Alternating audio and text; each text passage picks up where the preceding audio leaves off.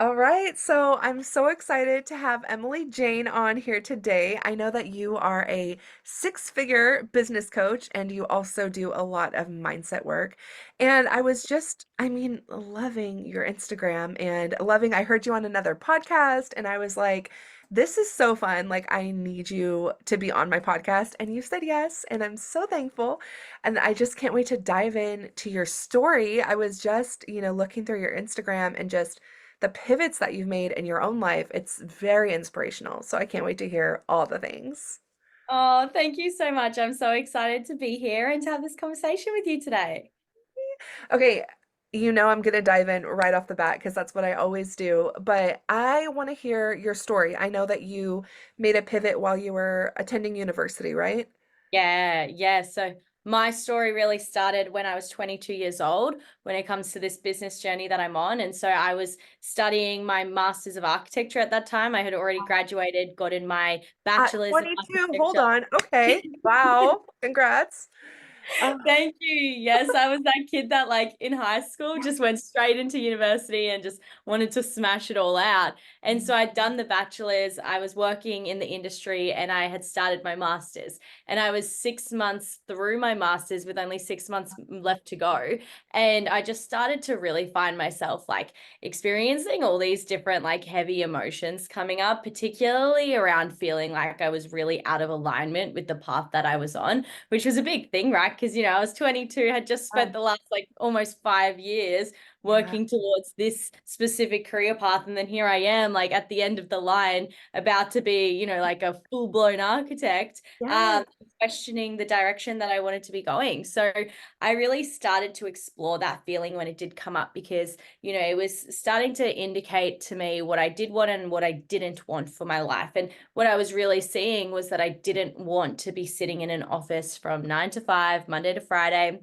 I didn't want to be trading time for money. I didn't want to be working for someone else. I wanted to be doing my own thing. I wanted to have freedom because I was seeing in the online world so many different people starting to pave their own way, like with this lifestyle freedom, which has, really been growing over the years. And I was like, well, I want this for myself as well.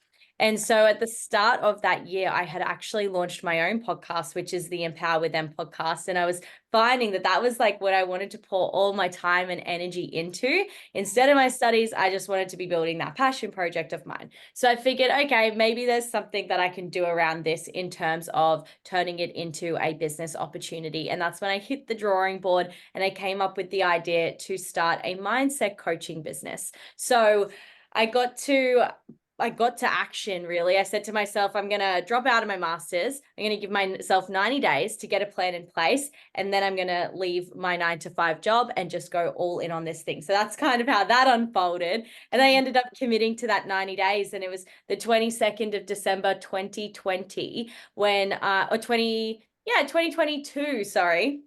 22nd of December 2022 Oh, when I wow. decided to step away from my job forever and go all in on building my business. And I never looked back. 6 months later, or 8 months later, sorry, I was a six-figure business owner. And then I had, people from my community coming to me and asking me to really show them how I did that for myself, how I basically 180'd my life and built a business so rapidly. And so that's when I transitioned into the business coaching space.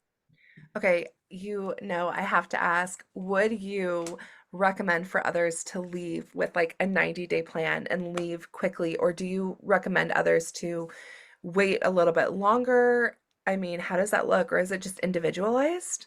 Yeah, it's up to the individual, right? Because we do see, like, especially with social media, we see all and listening to podcasts like this, we hear these, stories of people just going all in and throwing it all away. But the reality is that it was a calculated plan that I had put in Gotcha. place. Like at the time, I was 22, I was a student, so I was still living at home. I had, no Uh, major life in life bills to keep up with, right? Because I was living rent free with my dad. And so it was a calculated risk for me to be able to take, because it's not like I had a mortgage or car repayments or anything like that that really depended on that cash flow coming through. So I always say, if you are wanting to leave your job, amazing, but let's create a calculated plan for you to actually do that, because the last thing you want is to drop a job prematurely, Yeah. just because you want to go all in. But if you don't have the knowledge and the skill and the ability to be able to hustle and make that money, that cash flow start coming through quickly, you're going to find yourself in a sticky situation, especially if you have major bills to cover. So I always say, first of all, look at what are the expenses that you need to be covering. How much do you need to be bringing in to be able to sustainably do that? Or how much do you need to have in savings in order to create that buffer for you, right? So you create like an exit plan essentially, that's going to fit your unique conditions. Oh, I love it. It's like an exit plan, but into entrepreneurship.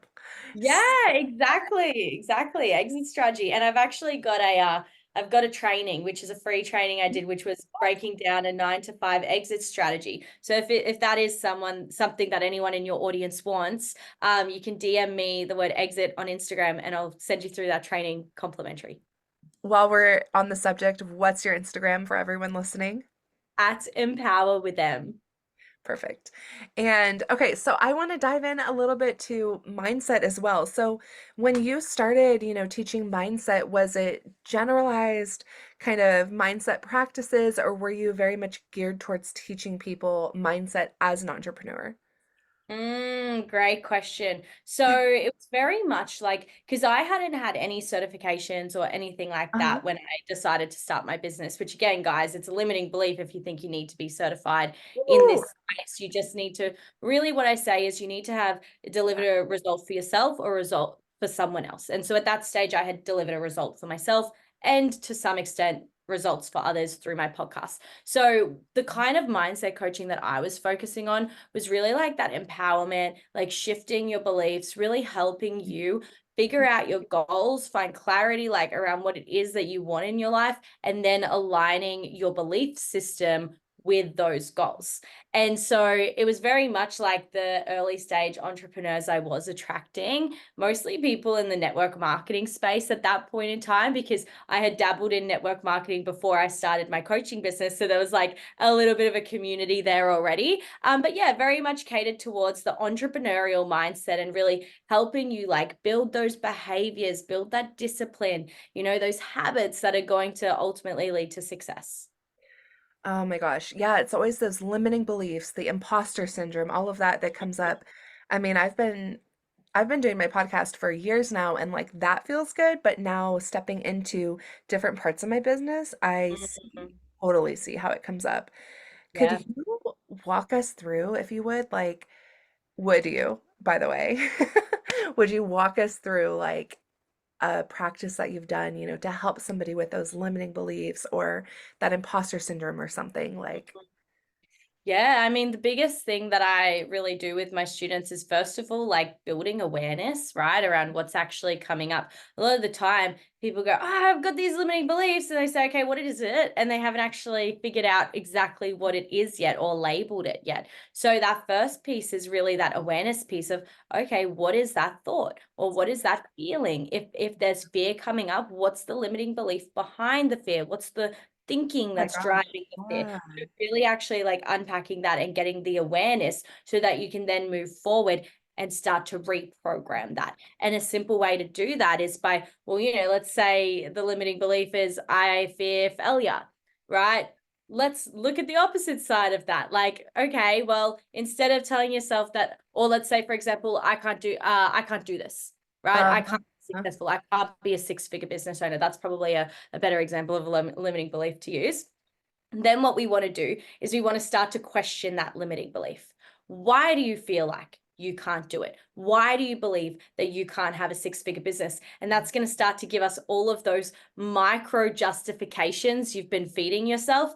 And they're the things we want to counteract. So if it's, I can't be a 6-figure business owner because I don't know how to build a business. Okay, cool. Well, here's how we solve that limiting belief. Let's get you the resources and the knowledge and the skills you need to actually be able to build the business. So when you can take that limiting belief, you can start to break it down into more micro beliefs. Then what we can do is we can counter argue those micro beliefs so that we can actually begin to see, okay, well, actually, I can be a six-figure business owner, and this is my checklist of what I need to do in order to be able to become that person, right?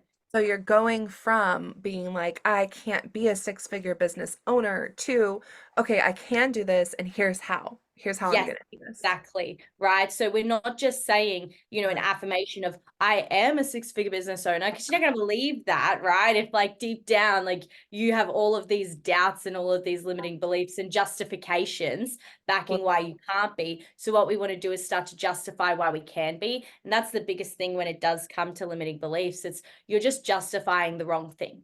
So we need to be aware of what you are justifying, and then we need to start to justify the opposite. And that gives us that tangible list of things as well that we can start to action and we can start to work towards to actually begin to embody that thing that we want to be.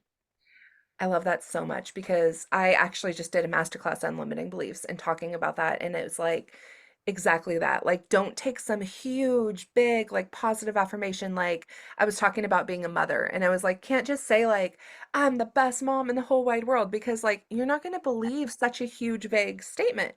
But, like, breaking Mhm. it down into those little statements that you either can believe or you can take action on. And then you are showing Exactly. yourself as you take the action. You're gaining that confidence. You're doing Right? That's exactly it. And yeah. as you then go take that action, that's building evidence as to why you can become that thing or why you are that thing right now. Yes. Oh my gosh, I love that so much. Okay, so to a struggling fempreneur out there who's like just starting, doesn't know what action to take, what would you tell her? Obviously work with you, but like what is a good step that she could take? Well, aside from working with me, I would say the very first step, if you're like at that very beginning point of your business journey, is to actually take intentional time to create your vision. So, really sitting down and mapping out a 5-year vision in detail. Okay. And I mean, like, What write down. 5-year vision? Wow. Yeah, your 5-year vision, right? Because that's going to become the thing that gives you direction in your business. And it's okay if your vision is going to change over the years, right? That's natural. Like we're always realigning as we're growing, as we're expanding, we're discovering different things that we want to pursue. But where you are right now, I really want you to come up with what that vision looks like for you. And then I want you to start to reverse engineering that so you can actually figure out what are the steps that you need to take in order to get there. That makes a lot of sense because I'm thinking too, even just in life, even a goal that you have in life, it's like sometimes I feel like we're all over the place and maybe we don't know exactly what we're trying to accomplish. But Mhm. to sit down and really think ahead about like, what does that vision look like for us? What do we really want to get out of this? Yeah. We're going to be just running all over the place. I did that a lot like when I first start up to about a year ago. I was like all over the place. Like I want to teach this, that, whatever. Yeah. And then finally I had to sit down and get very intentional. It took about 3 days of like just visualizing and journaling and talking things out and like okay, here's the direction. So, Yeah. oh, I love that. Okay, so on the mindset kind of strategy, did you Mhm. did you find that you struggled for a long time with getting it to switch over, or was this something that happened, quickly because you have these tools that you put into place?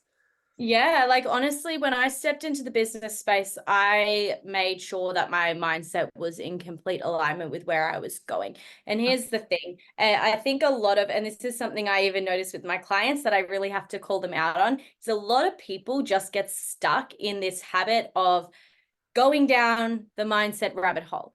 The Mhm. reality is, you don't need to fully understand your fears. You don't need to fully understand your limiting beliefs. You don't need to be fully addressing these things and problem solving them right down to the root of the problem in order to move forward. You can just make a choice to show up and take action. And through taking that action, what's going to happen is you're going to build belief and you're going to build confidence in yourself. And so that's what I did from the start. I would consciously choose to just back myself, choose to believe in myself, choose to, have the courage to go after what I wanted. And naturally, that then drove me to take the action that I needed to take. And that allowed me to build even more confidence and even more evidence, right, as to why I was going to get to where I wanted to be. So that's one thing I want you to be very conscious of. If you are listening to this and you're finding yourself really holding yourself back with your mindset, you don't need to have, an unshakable mindset in order to move forward. You can simply make the choice to take courageous action, even if you are scared. And that is naturally going to build your belief in yourself and your abilities to then go after bigger things. I love that so much. Like just knowing that it's gonna come. It's gonna come with time. Yeah. Might not happen Yeah. overnight, but it's gonna take time and that's okay. Exactly. And the Yeah. biggest thing here is like what I'm trying to address in this is that mindset has become a form of procrastination for Ah, new entrepreneurs, right? see that? Where they actually are avoiding doing the doing by thinking that they are being, productive and moving themselves forward by unpacking all of these limiting beliefs. But then it also gets to a point where it's like, okay, sure, you can reprogram your beliefs like this in theory over and over and over and over again, but you need to actually put these things into action and put them into practice, right? So try to find that balance between doing the mindset work so that you are actively aligning yourself with where you want to be, who you want to become, but also be conscious that you're not going down this mindset rabbit hole that is actually becoming a form of procrastination within your business. Speaking of that, I want to touch on the balance. I know that you're big about balancing fun and work. And I think that that could also be a big part of all of what you're saying, is making sure that we are not just focused and going down this rabbit hole and going down this Yeah. whole, thing where we're making everything work for ourselves. Mm, yeah. We Yeah. need to have more fun. Talk, like, let's hear about that because I know that you believe in all of that. Amazing. I do. So for me, the reason why creating more fun and more joy in business is such a big thing is because I lost touch with that after my first year of business.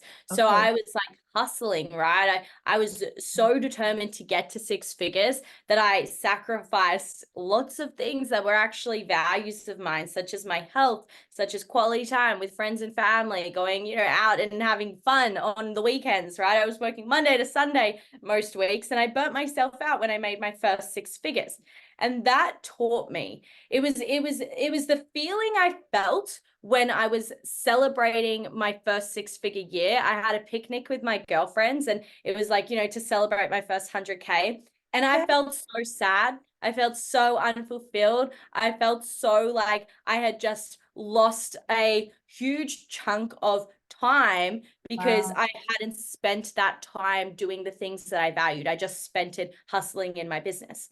And so that taught me how I didn't want to make my next 100K, right? Mm. And so the missing piece was that thing of joy, that element of fun. And so I made it my mission to start to bring that back into my business, because what that really taught me is the journey is the destination at the end of the day, right? You're not going to get to your first six figures and feel all of these things that you want to feel unless you create that and experience that in the process to actually getting there. So for me, that's why creating joy and having fun in business is just such a big piece of my business strategy now. Yeah. It has to be almost. Mm, It makes so much sense. Like when we are just like nose down, all the time, just working, working, working. I know I have those moments where I look up and I'm like, I haven't done anything else besides like focus yeah. on this one task. And it's like, where's the joy in that? The point of becoming an entrepreneur was so that we could spend more time like doing the things we love.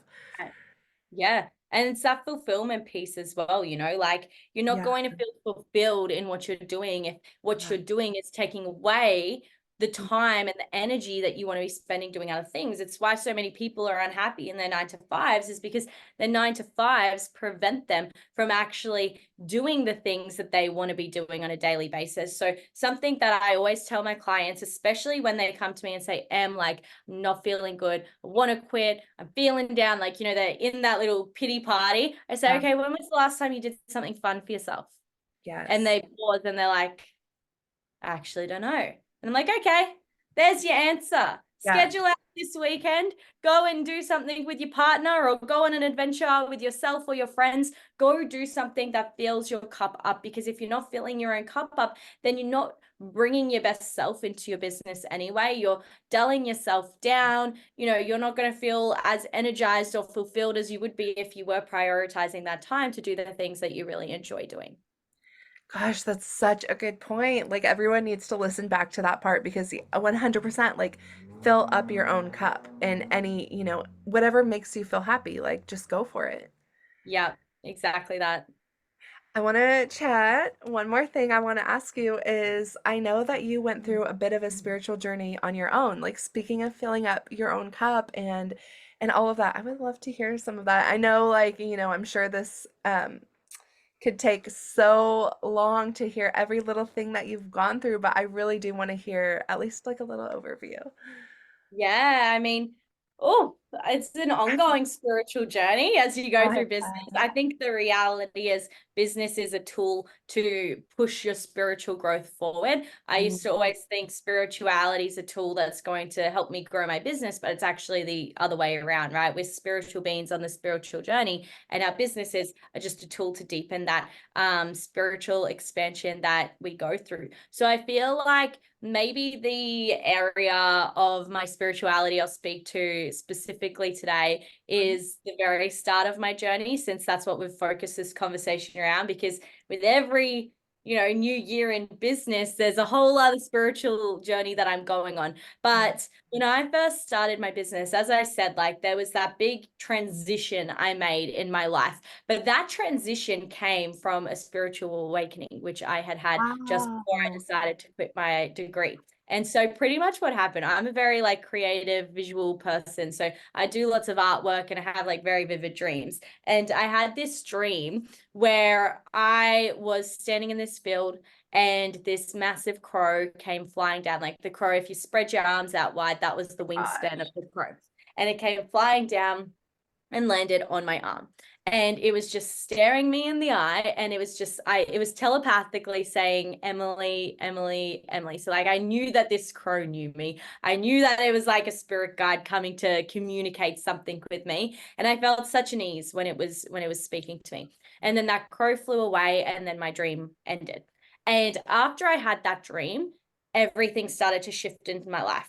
My relationship at the time ended. I decided to quit my degree. I decided I was going to start my business and I was going to put the plans in place to quit my 9 to 5 job as well.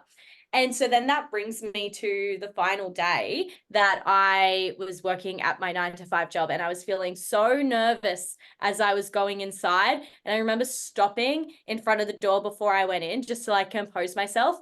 And then a crow flew down, and a crow literally flew down Oh my and God. landed on the fence next to me and was Wow. staring at me. I was staring at it, and I'm like, wow, I feel grounded. I feel peace. I know that this is what I'm meant to be doing. And I went inside, and that was the beginning of, the rest of my life essentially after that point. So I am very big when it comes to like, my spirituality, in the sense of like listening to my intuition, listening to what messages I'm receiving in my dreams, and just following, what my gut is guiding me towards. And I think as a business owner, that is such a powerful thing to be able to do, because that's going to allow you to stay authentic within your business. It's going to keep you aligned with the path that you want to be on. And it's also just going to make the process so much more enjoyable.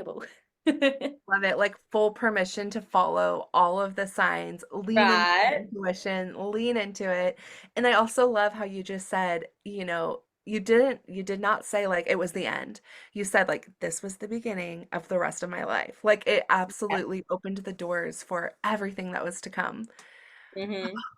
I love it. Do you still do little like practices where, you look for signs at all, or do they kind of come to you still, or how do you follow your intuition? Yeah. I mean, it's many different ways that it comes to me. I think one thing in particular is with my art, like when I'm feeling drawn to bring a certain like image to life, often I find that there's messages in that. At the moment, I'm working on like a big wood burning piece, which has like a big snake climbing right up the wood, and then all of these flowers that come out of it, and the flowers are black-eyed Susies, which is another like spiritual symbol for me. And so I find that when I'm feeling drawn to bring some imagery to life like that, by the time I finish the piece, I can often see what the deeper message was within that. Or I'll pay attention to the dreams that I'm having, and they don't need to be super abstract dreams. But I take note of what those dreams are, and then I look at it and go, okay, what's the meaning behind this? What's the message in this? What is like my subconscious showing me that I need to work on or be aware of right now? This is amazing. Like, I feel like I could get like so deep into all this. I love that. Like, especially dream work and just going through like the messages and the signs. Oh, I love all of those things. I want to just shout out like how can anyone listening work with you and where can they find you? Amazing. Yeah, if you want to work with me, you can reach out to me on Instagram, and we can have a chat about scheduling in a discovery call because I do have an academy, which is my Aligned Coaching Academy. And this is really the school in which I bring entrepreneurs to life. I help you build out all of the foundations of your business so you've got everything you need to have that six-figure, abundant, beautiful, aligned, impactful business that you know you are destined to have. So that's the best capacity to work with me in right now. So you can message me on Instagram asking about the academy, or you can tap into one of my complimentary trainings, which I will have here for you in the show notes, which is my six-figure system. If you're not quite ready to invest in yourself, but you're wanting some guidance about the first steps to be taking, that's going to be the perfect thing to help you out. I'll make sure everything's in the show notes. Yeah, that's easy, easy. And just check you out on Instagram. Set that up. That's perfect. Before we wrap up, I just have one last question. If you could leave us with a self-love tip or, a self-care practice that you do that, would be easy for somebody to go and do tonight. Yeah, wow. Okay, I love this one. I would probably say just sitting in stillness, Oh, right? Like, not a lot of people are willing to create space to be on their own, to be in quiet. Maybe that means take your journal with you, or if you're like me and you're a little bit artsy, take a art journal with you, right? And just sit in silence, sit in stillness, yeah. allow yourself to journal, to channel whatever messages, or unpack whatever's going on in your mind, or even just express yourself creatively in that moment. Because when we create those pockets of time just for ourselves, just to be present, just to be like with ourselves, Yeah. often there's a lot of creativity and inspiration that follows from that. So if it's something that you want to do tonight, a little simple exercise, then that's what I would suggest giving a try. I love it. So good. So, so good. Yes, I agree. So many of us, it's hard to sit in silence sometimes. And Mm. I know for me, I go in waves, and right now is not a time that I'm being silent intentionally. So spending time to do that would be perfect. I just Amazing. want to thank you so much for coming on and for sharing all of this with us and sharing your journey. And I think everyone's going to be able to connect with this in one way or another, especially if you're starting out in business or if you're starting out on a spiritual journey or, just any type of journey where you're healing. There's a lot involved and you have touched on a lot of it. So I just appreciate it so much. Oh, thank you so much, Audrey. I'm so grateful to have had this opportunity to chat with you. Yes, and thank you for all coming in all the way from Australia. So on your morning, thank you for spending time in your morning with us. Appreciate Oh, it. so much love. Thank you.